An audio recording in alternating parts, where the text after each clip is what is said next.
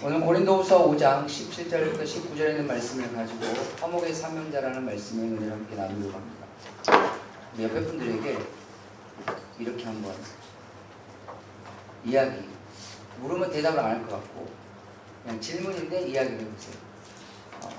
엄마면 엄마한테, 아니면 남편이면 남편한테, 아니면 아내에게, 아니면 잘 모르면 형제님, 자매님. 이렇게. 당신은 소원이 무엇입니까? 시작. 당신은 소원이 무엇입니까? 대답해 주세요. 제가 오늘 청소년부 애들에게 물어봤어요. 니들 소원이 뭐냐? 그랬더니 장고 10억을 늘 갖고 사는 게 소원이다. 저는 덧붙이지 않았습니다. 청소년부 애들이 증인이니까. 또 누구는 서울에 큰 아파트를 갖는 게 자기 소원이다. 또 그렇게 이야기하는 친구도 있고, 또 누구는 내가 하고 싶은 일을 하면서 돈을 벌면서 사는 것이 내 소원이다. 좀 나은 것 같습니다. 네.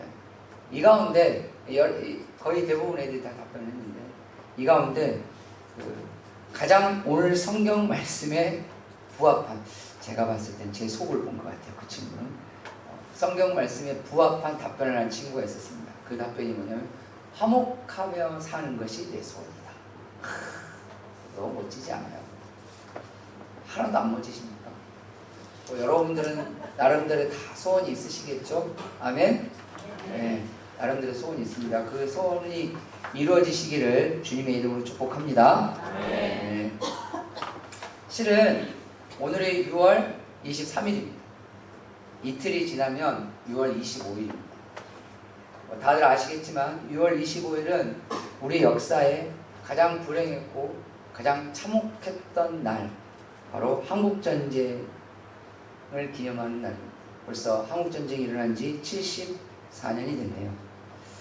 어떻게 보면 전쟁 세대가 아닌 우리들 입장에서는, 그리고 나이가 지극하게 드신 어르신들 입장에서는 어린 시절에 전쟁의 시절을 지낼 수밖에 없었다. 그런 삶의 기억들이 있겠죠. 근데 우리같이 전쟁을 치르지 않았던 세대들은 전쟁에 대해서 감이 없어요. 근데 그거 아세요? 4년 전 유엔에서 해년마다 발표하는 지수라는 게 있습니다. 데이터, 그러니까 통계를 내서 전 세계 발표를 해요. 총 한 300 몇 가지 지수들이 있는데 그 중에 한 가지가 전쟁 가능 지수라는 게 있습니다. 그러니까 전 세계 중에서 전쟁이 일어날 가능성이 가장 높은 순위부터 1, 2, 3, 4, 5, 6, 7, 8, 9, 10 해갖고 100개의 나라를 선정을 해서 발표를 합니다. 5년 전에 우리나라는 전쟁 가능 지수가 6이었습니다. 놀랍지도 않죠. 하나도 안 놀리죠.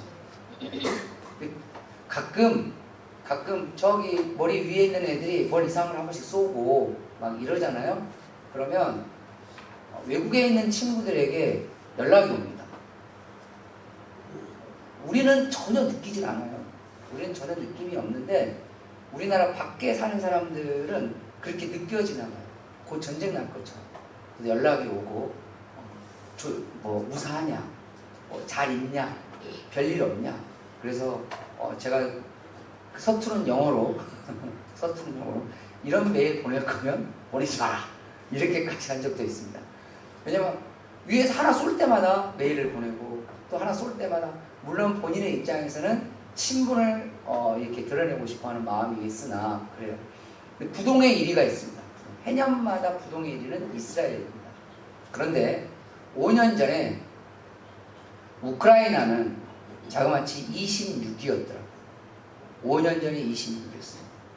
4년 전에도 25위 왔다 갔다 했어요. 제가 보니까 25위, 26위 왔다 갔다 했어요. 근데 지금은 전쟁한 지 벌써 3년 차가 되고 있어요. 어떻게 보면 유엔이라는 국제기구에서 봤을 때 우크라이나보다 우리나라가 전쟁이 일어나기 더 쉬운 조건에 놓여 있다고 판단했겠죠. 그러니까 우리는 전쟁 가능 지수가 6이죠. 그런데 우크라이나는 우리보다 한참 뒤에 있는데도 전쟁이 나서, 여러분 전쟁 속에 살아간다는 게 얼마나 무서운 일인지 아십니까? 제가 이스라엘에 성지순례 간 적이 있었어요.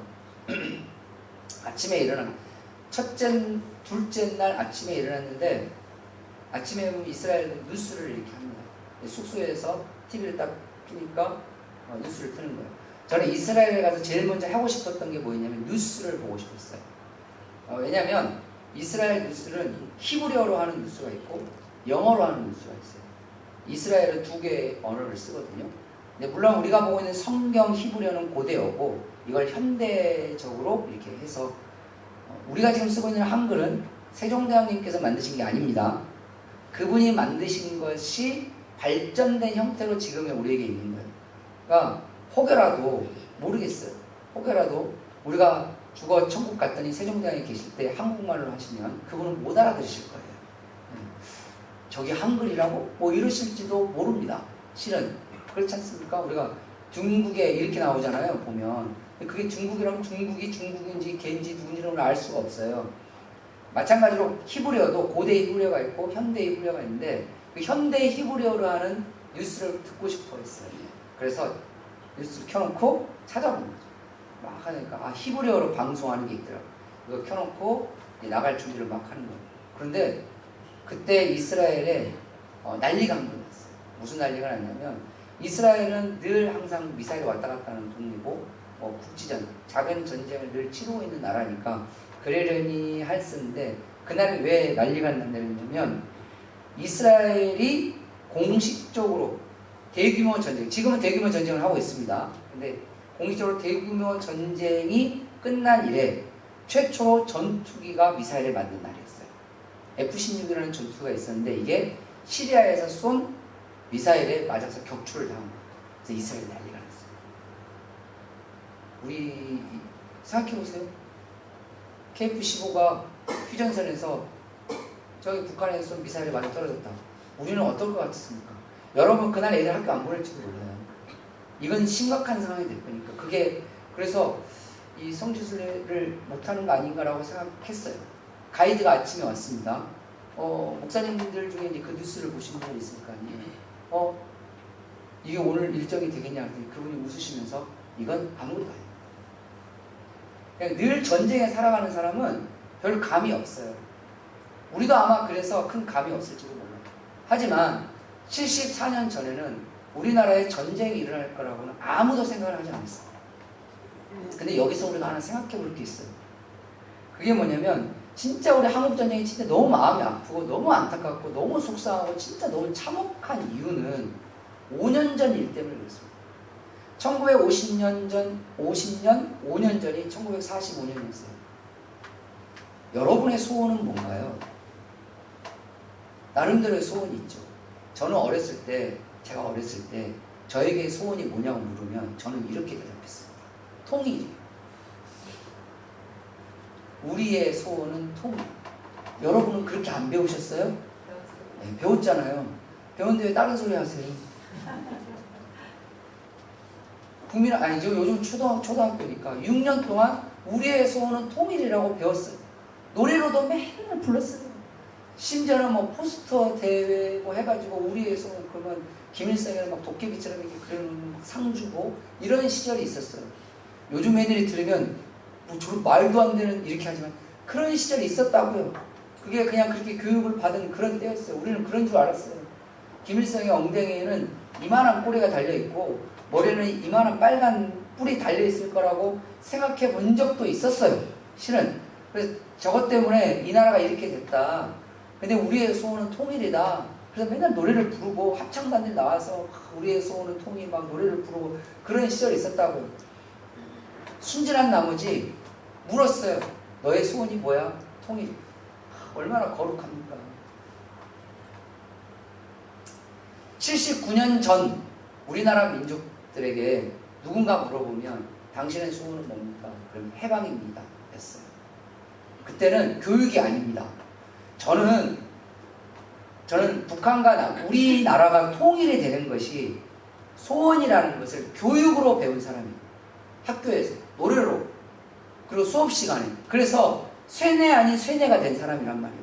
물론 지금 저에게 물으면 소원이 뭐냐고 통일이라고 말하지 않습니다. 그럼 어렸을 때는 늘 누가 물어보면 통일이요라고 말해야 되는 게 정답인 줄 알았어요.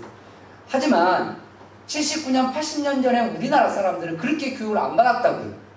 그때 교육은 해방이 아니에요. 그때 교육은 우리의 소원은 일본 황실의 충성스러운 식민이 되는 것이 소원이다라는 것이 그때 교육이었어요. 학교에서 그렇게 가르쳤다. 그런데 집에 돌아오면 이 아이들이 집에 돌아오고 그렇게 교육을 받았음에도 우리 한국 사람들은 다 마음의 소원이 뭐였냐면 해방이었어요.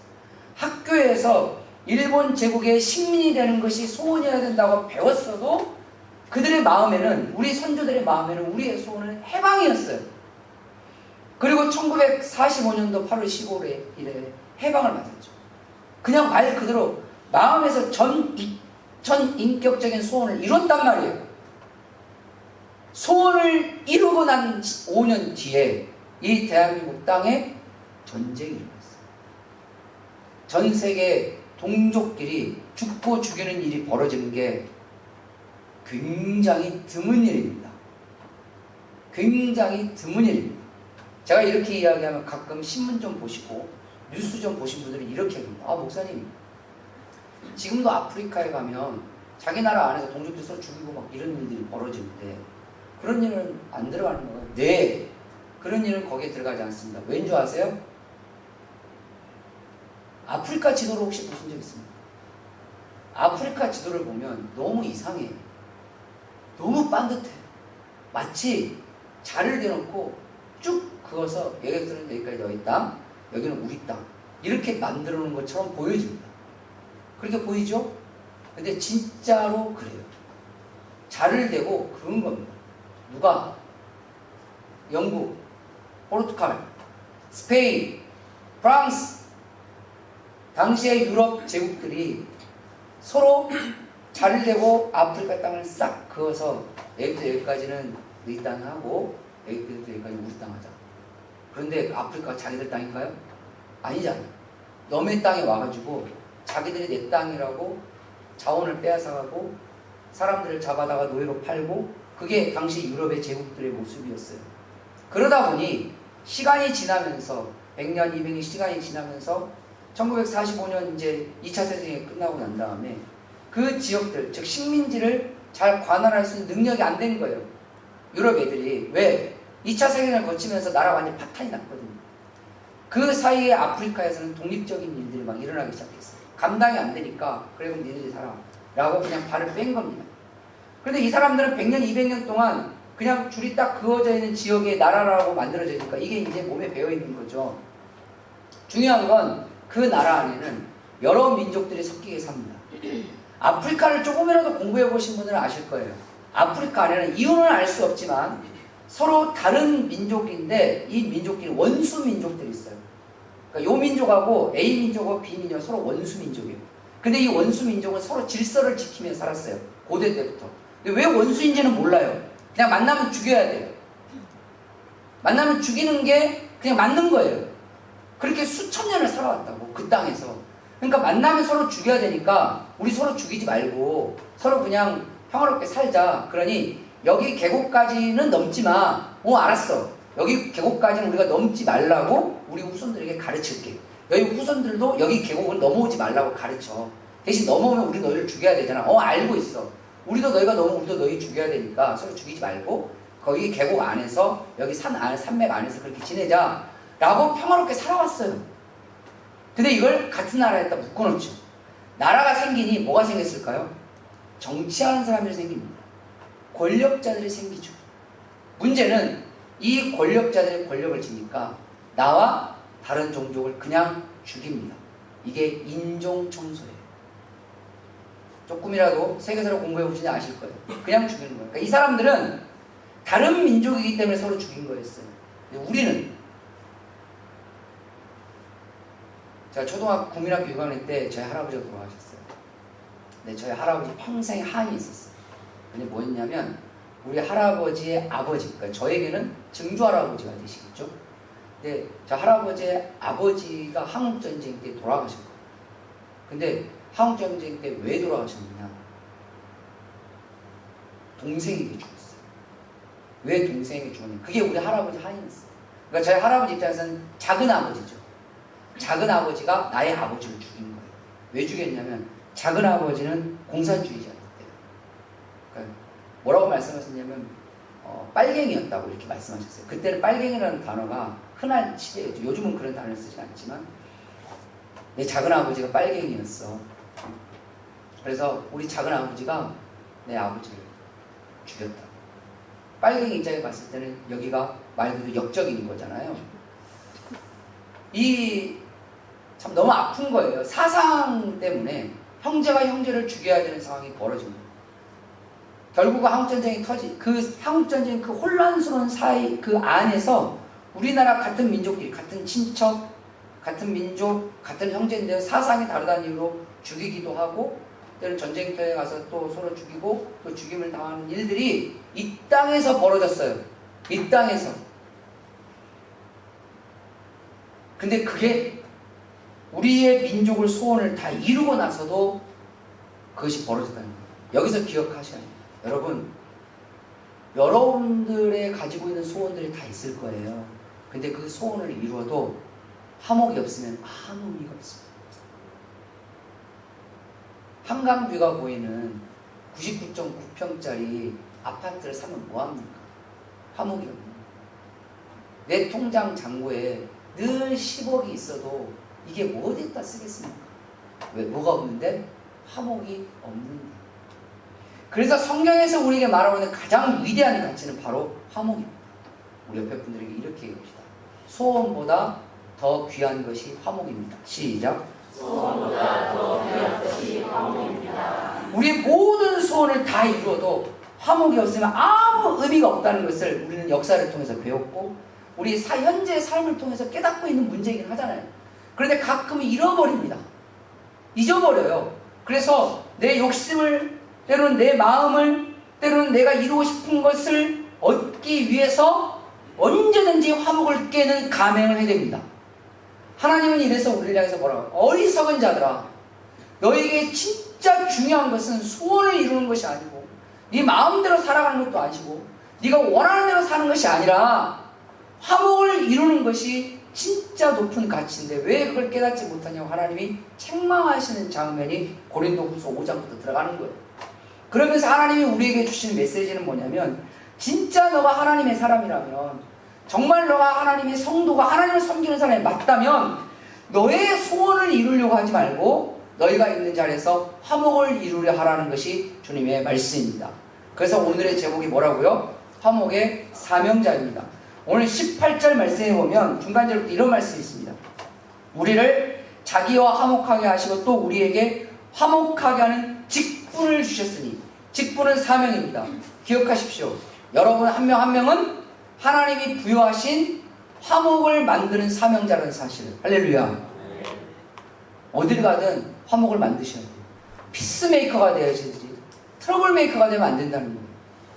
그렇다면 주님의 사람으로서 진정한 화목의 사명자가 되려면 우리는 어떻게 살아야 할까? 첫 번째로 성경을 통해서 보면 그리스도 안에 있어야 한다는 것입니다. 17절 말씀에 보면 누구든지 그리스도 안에 있으면 새로운 피조물이다. 새 것과 같다. 여러분 새 것 너무 좋아하잖아요. 여러분 새 것이 주는 은혜가 있습니다. 애들에게 새 것 사줘보세요. 얼마나 좋아하는지 몰라요. 몇 달 뒤에 헌거되면 어디다 처박아놨는지 잊어버렸는지 알 수가 없어요. 애들만 그런지 어른들도 마찬가지예요. 새 거 사면 얼른 쓸고 닦고 얼마나 좋아요. 시간이 지나면 그냥 그게 그것일 뿐이에요. 그것이 100원짜리든 수억 원짜리든. 집은 200만 원짜리가 아니잖아요. 그렇죠? 처음에 살 때는 얼마나 감격스러워요. 새 거. 시간이 지나면 그냥 집이에요. 헌거. 근데 하나님이 뭐라고 말씀하시죠? 그리스도 안에 있으면 새로운 피조물이 된다.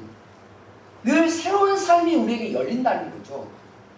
즉 그리스도 안에 있는 것 자체가 우리에게 새로운 삶이 열리게 되는 것이고 그런 새로운 삶이 18절에 화목으로 우리에게 찾아온다라고 말합니다. 이 말은 뭐냐면 우리가 늘 평화하고 화목하고 화평하잖아요. 여러분 가정이 늘 화목하고 교회가 늘 화목하고 여러분 직장이 늘 화목하고 내가 누군가의 인간관계가 늘 화목하고 내 삶이 화목하면 늘 새롭다라는 거예요. 할렐루야. 그러려면 1번 조건이 뭐라고요? 그리스도 안에 있어야 된다는 거예요. 그럼 그리스도 안에 있다는 말이 뭘까요? 즉 나의 생각이 그리스도 안에서 생각하고, 내 판단이 그리스도 안에서 판단하고, 내 말도 그리스도 안에서 말하고, 내 행동도 그리스도 안에서 행동하라는 거예요. 내 생각을 내 안에서 생각하지 말라는 거예요. 예수님 안에서 그 생각을 하는 거죠. 예를 들어 이럴 수 있잖아요. 내가 화내고 싶어. 물론 화내고 싶어서 화내는 사람도 있지만 어쩌다 보니 화가 나는 사람도 있을 거예요. 그러나 화가 날 일이 생겼어요. 이거 화가 날 일이 생겼을 때 이게 화낼 일인가를 내가 생각하지 말고 예수님 안에서 생각하라. 예수님 안에서. 내가 말을 할 거 아니에요. 내 말도 예수님 안에서 말하는 거예요. 이게 무슨 말일까요? 여러분 앞에 예수님이라는 통이 있어요. 나와 너 사이에는 무슨 통이 있다고요? 예수님이라는 통이 있어요. 근데 이 통이 예수님 귀에요. 그래서 내가 저기 있는 내 자식에게 누구야? 라고 말을 할 때 예수님의 오른쪽 귀로 들어갔다가 왼쪽 귀로 나가서 그 자식의 귀로 들어간다고 생각하시라는 거예요. 이게 예수님 안에 있다는 거예요. 나를 예수님 안에 집어넣는 거죠. 예수님 안에 집어넣고 내가 나가면 누구를 통해서 나가겠어요? 예수님을 통해서 나가겠죠. 그게 예수님 안에 있다는 얘기예요. 여러분의 생각을 예수님 안에 집어넣으세요. 여러분의 언어를 예수님 안에 집어넣으세요.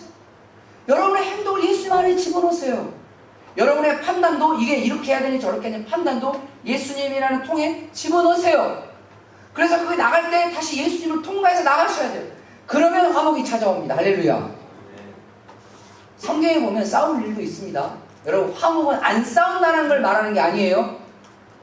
누가 이렇게 얘기하죠. 목사님 그러면 불의한 일이 있고 죄악된 일이 있고 잘못된 일이 있는데 그냥 가만히 있어야 되는 겁니까? 아닙니다. 우리가 지난주에 말씀드렸잖아요. 주님이 말씀하신 싸움은 복음의 의를 위한 싸움이라고 했어요. 복음의 의를 위한 싸움을 하셔야 돼요. 중요한 건 그 싸움을 폭력으로 하면 화목이 안 돼요. 의를 위한 싸움을 뭘로 하셔야 돼요? 절차에, 질서에 따라서 화평의 방법으로 싸울 수, 이걸 우리가 비폭력 저항운동이라고 말합니다. 우리 기독교가, 여러분 미국의 흑인운동, 인권운동을 하셨던 마틴 루터 킹 목사님 유명하신 분이시잖아요. 그분이 왜 유명해졌어요? 그분은 평생을 의를 위해서 싸웠으나 폭력적인 수단을 전혀 쓰지 않으셨어요. 질서에 따라서. 그리고 그들이 잘못된 법을 고치기 위해서 폭력의 수단이 아닌 비폭력으로 끝까지 비폭력 수단을 사용하시다가 그분이 죽는 그 순간에도 끝까지 폭력을 쓰지 않았어요. 우리가 말하는 언어적인 폭력, 물리적인 폭력, 정서적인 폭력, 영적인 폭력을 사용하지 않았다는 거예요. 그러나 잘못된 것에 저항해서 싸운 건 맞아요. 이게 화목을 살리면서 잘못된 것을 저항하는 그리스도인의 방법이라는 것을 성경은 우리에게 말하고 있습니다. 어려운 일이죠. 힘든 일이죠. 그러나 그 힘들고 어려운 일을 예수님이 하셨습니다. 예수님이 먼저 본을 보이신 거죠. 그렇기 때문에 예수님 안에 있을 때 진정한 평화가 우리에게 찾아오고 우리의 삶이 늘 새롭게 된다는 걸 기억하시고, 제발 여러분 예수님 안에 있으세요. 가정 안에서도 예수님 안에 퐁당하세요. 내 남편에게 이야기할 때 예수님이 귀에다가 말을 하고 예수님이 그 사람에게 전달해 주듯이 그런 방법을 취해보세요. 내 생각이 무조건 맞고 옳다라고 말하지 마시고 내 생각을 예수님 생각에다 집어넣어보세요. 예수님이 맞다고 하시고 내 판단이 맞은지 그런지는 실은 나는 맞다고 말하지만 다른 사람이 틀리다고 생각할 수 있잖아요. 그래서 싸우는 거예요. 내 판단과 남편의 판단이 다르니까 싸우는 거지. 내 남편의 판단과 내 판단이 맞으면 싸우겠습니까? 내 아이들의 생각과 내 아이의 생각이 맞을 때는 안 싸우겠지만 틀리니까 싸우겠죠. 큰애는 이런 생각을 갖고 있고 작은애는 저런 생각을 갖고 싸우겠죠. 그러니 내 생각대로 싸우면 당연히 싸울 수밖에 없죠. 주님이 뭐라고 말해요? 너의 생각도 예수님한테 집어넣고 내 생각도 예수님한테 집어넣고 네 생각도 예수님한테 집어넣고 그 다음에 나오는 것을 가지고 올라가자. 그 그것이 새로운 길이고 그것이 화목한 사명자의 삶이라는 것을 기억하셨으면 좋겠습니다. 두 번째로 화목의 사명자는 어떤 삶을 살아야 할까요? 하나님과 먼저 화목해야 합니다. 여러분, 하나님과 친하세요? 하나님과 친하십니까? 누구는 그래요. 내가 하나님과 친한지 안 친한지 잘 모르겠어요. 안 친한 겁니다. 다시, 저는 하나님과 친한지 안 친한지 잘 모르겠어요. 안 친한 겁니다. 그러면 친한지 안 친한지 어떻게 하느냐고요? 하나도 어렵지 않습니다. 여러분, 친한 사람을 생각해 보세요. 저는 개인적으로 가장 친한 사람이 저희 아내입니다. 세상에서 제일 친해요. 저분도 그렇게 생각할 줄 믿습니다. 아멘 안 하는 걸 보니 다시 일단 예배가 끝나고 물어봐야 할지 나만 그렇게 생각하나? 그러지 않을 거라고 생각합니다. 제일 친해요. 제일 사랑해요. 사람이 누군가 친해지고 사랑하잖아요. 그러면 그 사람의 마음이 느껴집니다. 안 느껴지세요? 안 친한 거예요. 하나도 어려운 거 아니에요. 안 느껴지면 안 사랑하는 거예요. 안 사랑한 거 맞아요. 사랑이 식었든지 사랑이 끝났든지 사랑이 뭐 잠잠이 어쨌든 지금은 안 사랑한 거지. 과거형 미래는 어떻게 될지는 그건 모르겠어요. 살아봐야 할 문제니까. 문제는 지금 안 친하고 지금 안 사랑하고 지금 안 좋아하면 안 느껴져요. 그런데 진짜 좋아하잖아요. 친구든 뭐 연인이든 부부든 누구든 간에 진짜 좋아하고 진짜 사랑하고 진짜 친하면 눈빛만 봐도 알아요. 걔가 뭘 원하는지. 근데 가끔 그런 거 있죠. 짓궂게 아는데도 안 해줘. 이건 좀 그래요. 어쨌든 알아요. 느껴져요. 그 사람이 뭘 싫어하는지 알아요. 기분이 지금 좋은지 나쁜지 알아요. 한국말로 귀신같이 맞춰. 지금 별로? 그래서 저는 저의 아내가 지나가는 뒤통수만 봐도 지금 컨디션을 알아요. 안 믿어지세요?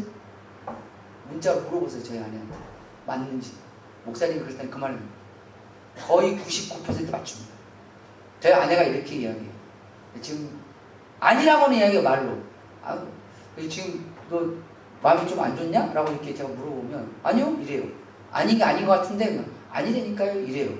나중에 시간에 그때 진짜 기분이 별로 안 좋다면 어떻게 하겠니? 어떻게 하긴 친하니까.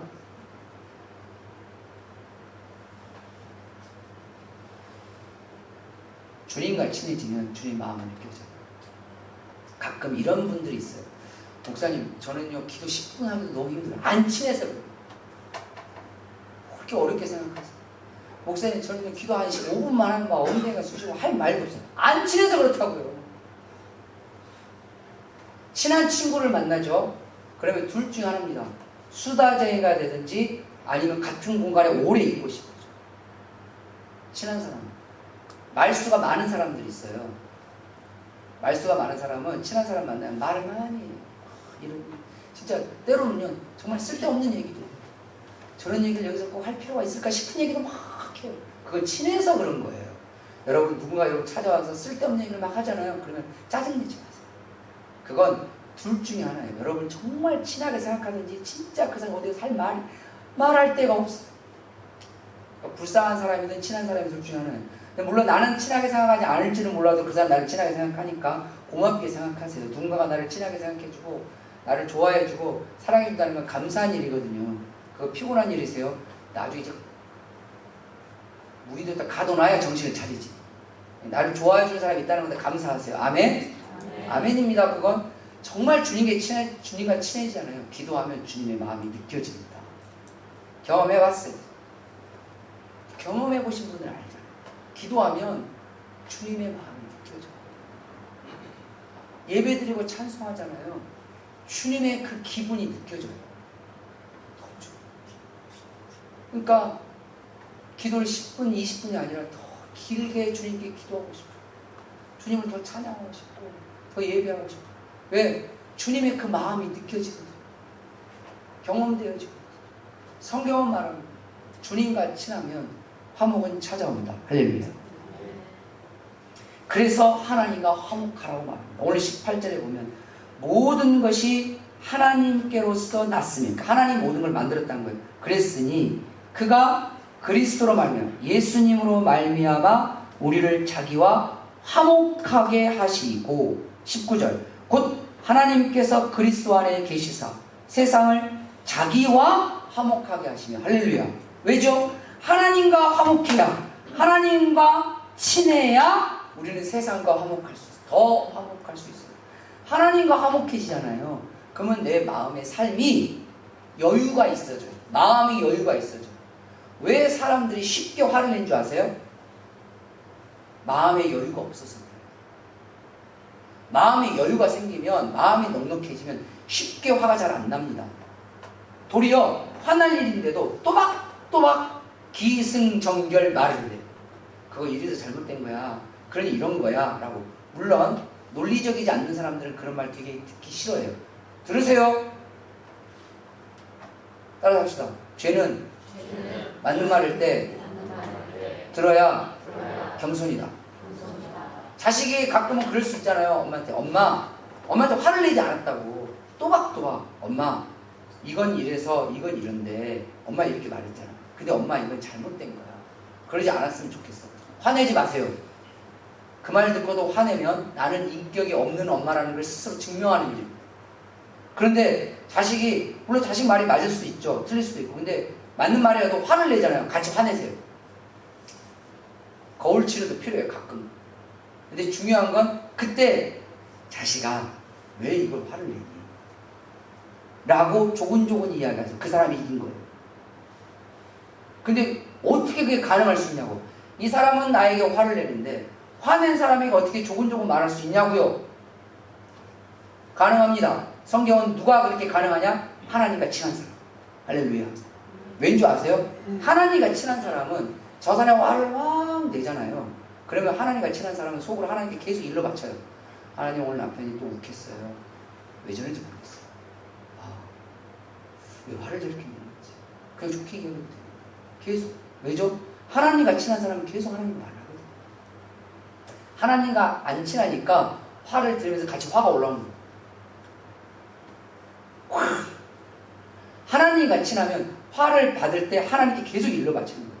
하나님, 저 여자가 왜 저런지 모르겠어요. 그냥 저 어디까지 괜찮은데 오늘은 기분이 올라갔다 내려갔다가 아무리 여자가 바람 부는 갈 때라고 하지만 이게 저러도 되는지 잘 모르겠어요. 라고 계속 하나님께 일러 바치는 거예요. 그 일러 바치는 마음의 기도 속에 마음의 여유를 갖도록 하나님이 함께 하십니다. 그래서 화낸 사람 앞에 조곤조곤히 말할 수 있어요. 그러니 주님이 말할 때 화목의 사명자는 하나님과 친해야 진짜 화목의 사명자가 될 수 있다. 하나님과 가까워야 되고 늘 하나님과 대화하고 하나님을 느끼고 하나님을 경험할 때 그 사람은 마음의 여유가 생기고 마음의 여유가 생기니까 어디를 가든 화목의 사명자로 살아갈 수 있다라고 성경은 말합니다. 그렇게 친밀한 사람에게 하나님이 그를 구원으로 하나님이 은혜로 그리고 하나님의 평강으로 인도하신다는 거죠. 세 번째로 누가 화목의 사명자냐? 화목의 사명자는 어떻게 살아야 되느냐? 성경에 보니까 죄를 돌리지 않아야.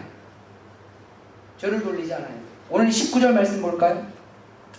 하나님께서 그리스도 안에 계시사 세상을 자기와 화목하게 하시며 그들의 죄를 그들에게 돌리지 아니하시고. 할렐루야.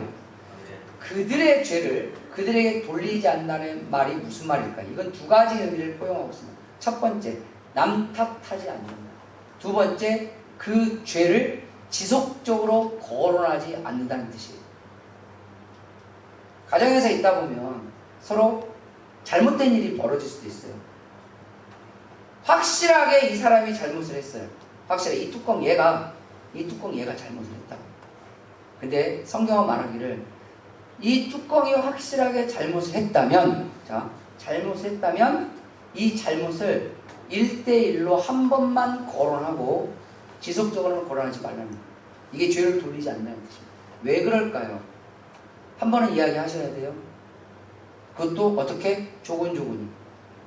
평정심으로. 그래야 이 사람이 고칠지 말지를 알아요. 고칠지 말지는 본인의 인격에 달려있지만 알려주는 것은 가까이 있는 사람이 해야 될 의무이고 책무입니다. 여러분들이 의무를 다 하셔야 돼요. 단지 그 의무를 화를 내면서 하면 화목의 사명자가 아니에요. 화목의 사명자는 의무를 다할 때 어떻게? 조근조근히 잘못된 걸 몇 번? 한 번만 거론하는 거예요. 그 다음부터 계속 거론하면 여러분들이 흔히 하는 잔소리. 잔소리는 전혀 효과 없습니다. 도리어 관계만 깰 뿐이에요. 그러면 여러 번 이야기도 안 고쳐지는데 그건 어쩔 수 없어요. 이 사람 인격이 딱 거기까지니까. 그건 놓고 기도하셔야 돼요. 하나님, 누가 인격이 너무 바닥인 것 같아요. 제가 3번씩이나 말했는데 안 고쳐줘. 그때는 연중연설 한 번만 이야기하시고 그 다음부터 기도하는 방법밖에 없어요. 이게 첫 번째고, 두 번째는 가정에 화목이 없을 때, 가정에 불화가 생겼을 때 그 탓을 밖으로만 탓하는 사람이 있어요. 너 죄 때문이야. 네가 잘못했잖아. 너 때문이야. 이게 죄를 돌리는 거예요. 그러면 반드시 화목은 더 깨집니다. 그래서 오늘 하나님도 그렇게 말씀하셨어요. 그들의 죄를 그들에게 돌리지 않는다. 불화의 원인을 남 탓으로만 여기지 마십시오. 이 말을 다른 말로 할까요? 내 가정과 우리 교회가, 내 삶이 화목이 늘 있다. 그러면 내가 잘했어라기보다 내 주변 사람들이 잘했기 때문에, 누군가가 헌신해주고, 누군가가 희생해주고, 누군가가 인내해주고, 누군가가 참아주고, 누군가가 섬겨주니까 화목한 것이지, 섬겨주거나 헌신해주거나 양보해준 사람이 있으면 반드시 불화는 날 수밖에 없어요. 여러분 직장에서 생각해보세요. 늘 자기 것만 챙기는 인간들이라고 생각합니다. 화목하겠습니까? 여러분 가정방 다 자기 기분대로만 행동한다고 생각해서 화목하겠습니까? 그런데 화목해. 왜 가능하죠? 누가 양보해주고 있는 거예요. 나는 깨닫지 못하고 있지만 누가 참아주고 있는 거예요. 누군가가 섬겨주고 있는 거니까 얼마나 감사한 일이에요. 이 감사한 일을 지속하려면 남 탓하는 사람이 되지 말아야 된다는 거예요. 손뼉도 마주쳐야 됩니다. 그래야 소리가 나요. 저기서 욱했을 수 있어요. 아직 인격이 덜 돼서. 그런데 그렇다고 나도 꽝 부딪히면 깨지는 거예요. 화목의 사명자는 조근조근. 누구에게 일러 바쳐라? 하나님께 일러 바칩니다. 화내는 사람에게 맞대서 네가 이거 잘못했잖아 하면 깨지는 거니까. 화목의 사명자는 하나님께 일러 바치는 거예요. 계속. 하나님, 저 인간이 오늘 또 화를 했어요. 또 남탓했어요. 술 먹고 집에 들어와서 또 개판을 치고 있어요. 하나님께는 그렇게 이야기했습니다. 왜 저런지 모르겠어요.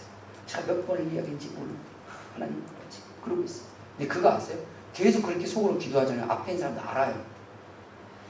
저 사람 지금 속으로 무슨 소리야? 라고 궁금해져. 너 왜 그래? 그때 답변해 주세요. 나 지금 하나님한테 일러 바치고 있어.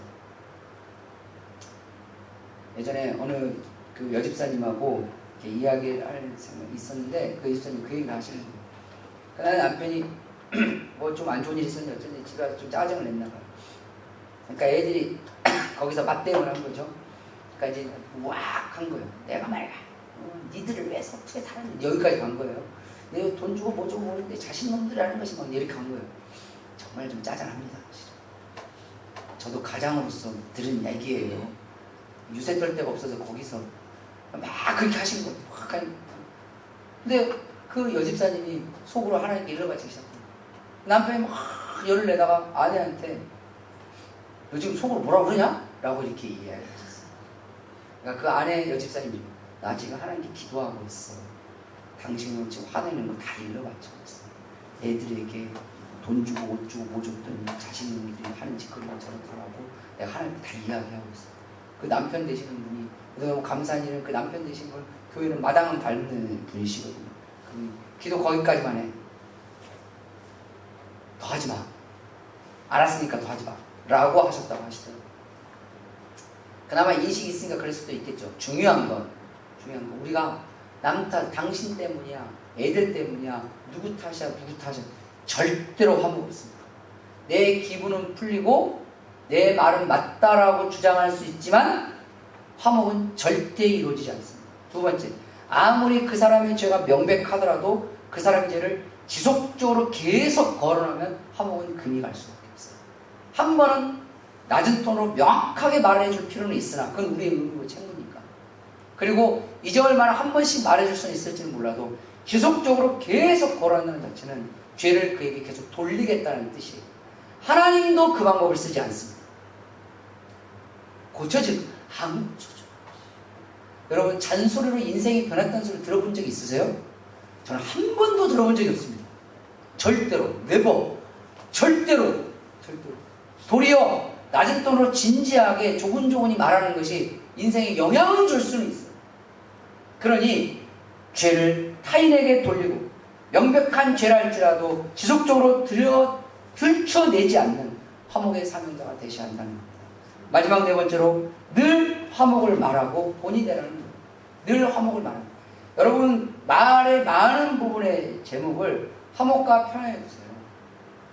아이들에게도 오늘 학교 잘 다녀와, 뭐 공부 열심히 해, 좋은 얘기입니다. 공부 열심히 해라는 말을 하지 마세요. 해도 열심히 안 해요. 그러니 그냥 쓸데없는 말이니까 절대 하지 마시고, 근데 아이들에게, 남편에게 오늘도 평화롭게 잘 지내세요. 오늘도 사이좋게 잘 지내라. 학교 와서 애들하고 사이좋게 잘 지내라고, 선생님하고 사이좋게 잘 지내라고. 요즘 애들도 선생님하고 싸우더라고요. 대놓고. 그러니까 선생님하고 사이좋게 잘 지내라고. 남편에게도 직장 부를 때 여보 오늘 직장 가서 사이좋게 잘 지내. 그럼 그 여보도 여보에게 여보도 사이좋게 잘 지내세요. 우리 사이좋게 잘 지냅시다. 화목합시다. 자, 늘 그렇게 입버릇처럼 말하잖아요. 성경은 입버릇처럼 그렇게 말하잖아요. 그 순간 여러분 발목에는 화목의 족쇄가 채워집니다. 그러다가 어쩌다가 여러분이 한번 욱하시잖아요. 그럼 여러분 주변 사람 맨날 사이좋게 잘 지내려고 하면서 지가 먼저 저러네? 라는 말을 듣게 될 거예요. 그거 들으셔야 돼요. 그거 들으라고 먼저 하라는 얘기예요. 내 스스로 내 발목에 화목의 족쇄를 채우는 길은 늘 말을 하는 겁니다. 늘 말하는 거예요. 시간만 나면 말하는 거예요. 어머니 사이좋게 지냅시다. 여보 사이좋게 지내요. 우리 화목해요. 여보 우리 화목하게 삽시다. 평화롭게 삽시다. 화평합시다. 평강이 당신에게 임하기를 원합니다. 늘 말로, 그냥 말로 다 하세요. 다. 그래서 여러분 발목에 화목의 족쇄를 채우세요. 그러다가 내가 화목하지 않으면 욕을 먹으세요. 이 먹는 욕은 여러분의 삶을 다시 돌아오도록 하는 귀한 역할을 해낼 줄 믿으시길 바랍니다. 오늘 말씀 19절 말씀에 보면 성경에 이렇게 되어 있습니다. 그들의 죄를 그들에게 돌리지 아니하시고 화목하게 하는 말씀을 우리에게 부탁하십니다. 주님이 우리에게 부탁하셨어요. 뭘? 화목하게 하는 말씀을 부탁했대요. 화목하게 하는 말씀을 부탁했다는 말이 뭘까요? 화목하라고 늘 말을 하라는 거예요. 화목해야 합니다. 애들에게도 화목해야 해요. 이제는 우리 교회 그 아동부 애 오래됐어요. 아동부 애가 그랬어요. 우리 엄마는요 맨날 우리한테 형제들끼리는 화목해야 된다고 말을 해놓고 아빠하고 맨날 싸워요. 그래서 제가 그랬어요. 그 말을 엄마한테 편지로 해봐. 말하면 니네 엄마는 짜증낼지도 모르니까 편지로. 괜찮을까요? 그래서 괜찮을 거야. 요 안에 계세요. 그 애가 목사님이 내신 숙제를 냈어요. 한 10몇 년 된 것 같은데. 이제 추적하십시오. 이제 10몇 년 전에 아동부가 우리 교회에 있었죠. 라고 했어요. 근데 애가 저한테 뭐라는 줄 아세요? 그걸 보더니 저에게 아이가 이렇게 이야기했어요. 며칠 동안 안 싸웠다. 그래서 제가 이렇게 이야기했어요. 며칠 동안 한 일주일은 간 것 같지 않았는데 일주일은 좀 더 간 것 같아요. 그러면 2주에 한 번씩 써. 그 다음에 제가 물었어요. 2주에 한 번씩 썼어? 그랬더니 안 썼대요. 왜? 까먹었대. 네가 까먹으면 너희 엄마하고 아빠는 맨날 싸워. 그러니 잊어버리지 마. 네, 그리고 또 까먹었대. 그 다음에 까먹으면 어쩔 수 없어요. 저도 할 만큼 다 했으니까. 그 아이가 왜 그 얘기를 했겠어요? 형제들끼리 화목해야 된다고 누가? 엄마가 어떻게 입버릇처럼 말했다는 거죠. 그 사이에 엄마의 발목에는 뭐가 채워졌어요? 화목의 족쇄가 채워졌어요. 근데 자식이 가만 보니 우리하고 우리 형제들끼리는 가족들끼리 화목하게 지내라고 하면 엄마는 아빠하고 싸우더라는 거야.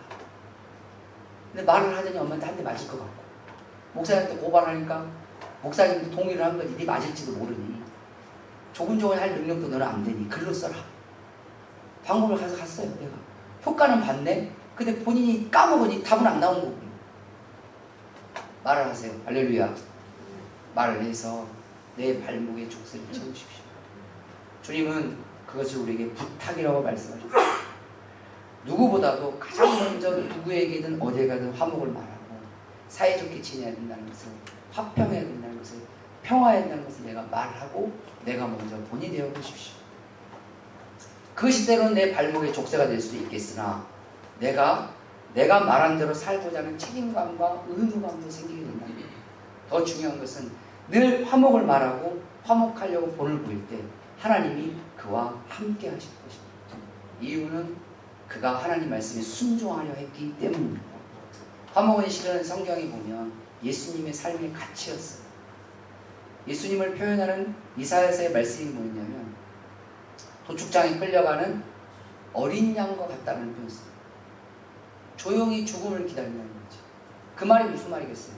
예수님의 삶의 가치는 싸움이나 전쟁이 아니라 화목이었다는 거예요. 예수님 삶의 의미와 목적도 마찬가지였어요.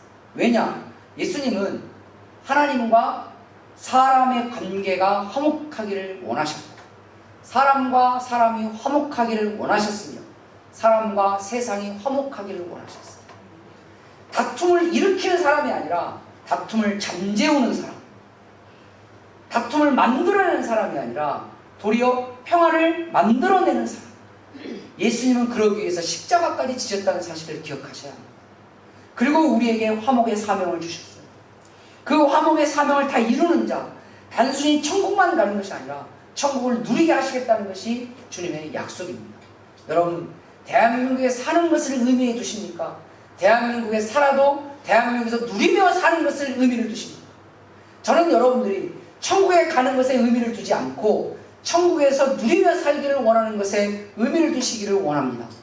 그러려면 여러분의 삶이 화목의 사명자로서의 삶을 사셔야 합니다. 여러분 삶의 자리가 화목이 살고 평화가 살고 때로는 복음의 의를 위해서 싸워야 할 일이 있다 하더라도 화목의 방법으로 저항할 수 있다면 하나님은 반드시 선한 열매를 여러분을 통해서 나타나게 하실 줄 믿습니다. 주님은 여러분을 통해서 화목의 빛이, 영광이 여러분 삶의 모든 자리에 임하기를 원하십니다. 그런 삶이 나타나시기를 주님의 이름으로 축원합니다. 기도하겠습니다.